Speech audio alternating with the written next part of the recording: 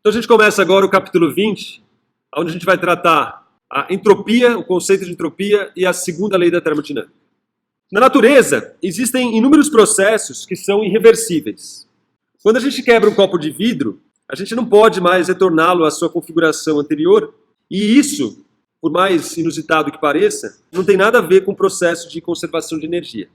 De fato, se a gente retornar o copo ao que ele era antes, isso não contradiz de forma alguma a lei de conservação de energia. Então esses são ditos processos unidirecionais e, consequentemente, eles são, então, irreversíveis. Como a gente vai ver nesse capítulo, o segredo para a gente compreender essa razão aí pelo qual os processos unidirecionais eles não podem ser invertidos, envolve, então, uma grandeza que é conhecida como entropia. Então a gente começa aqui a seção 20.2, apresentando os processos irreversíveis em entropia. O caráter unidirecional dos processos e a irreversibilidade é algo bastante natural no nosso dia a dia.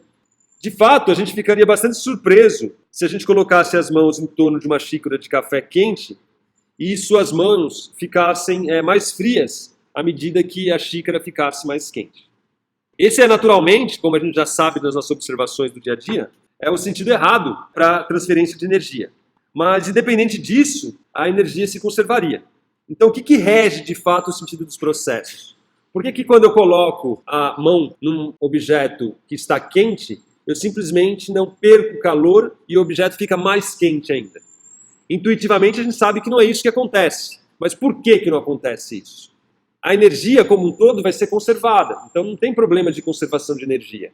Então por que o fluxo é naturalmente da fonte quente para a fonte fria? Por que isso acontece na natureza? Então, como a gente observa, não são de fato as mudanças de energia de um sistema fechado que determinam o sentido dos processos irreversíveis. Esse sentido é determinado pela grandeza, então, que a gente vai apresentar agora, que é chamada entropia, que é, então, a grandeza que a gente vai estudar.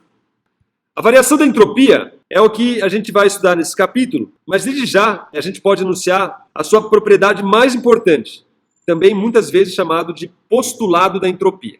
Então, segue o postulado da entropia. Se um processo irreversível ocorre em um sistema fechado, a entropia S do sistema sempre aumenta. Então, a entropia, diferente da energia, ela não obedece a uma lei de conservação. A energia de um sistema fechado, ela é conservada. Nos processos ditos irreversíveis, a entropia de um sistema fechado, ela aumenta. Então, não obedece a uma lei de conservação. É devido a essa propriedade que a variação de entropia é chamada, às vezes, de seta do tempo.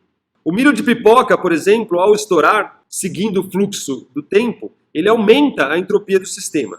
Se a gente seguisse o sentido contrário ao fluxo do tempo, como um filme que vai passando ao contrário, a gente teria a pipoca se transformando em milho e, consequentemente, uma diminuição da entropia, algo que a gente jamais vê acontecer.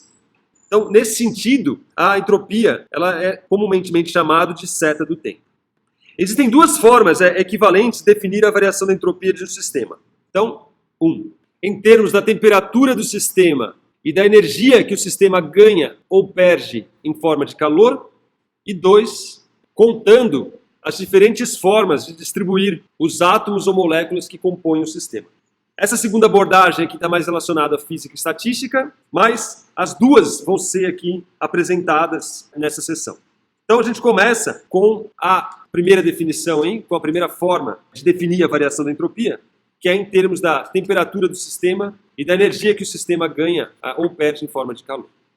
Então a gente segue na seção 20.3, avançando então nessa primeira forma aí de definir a variação da entropia.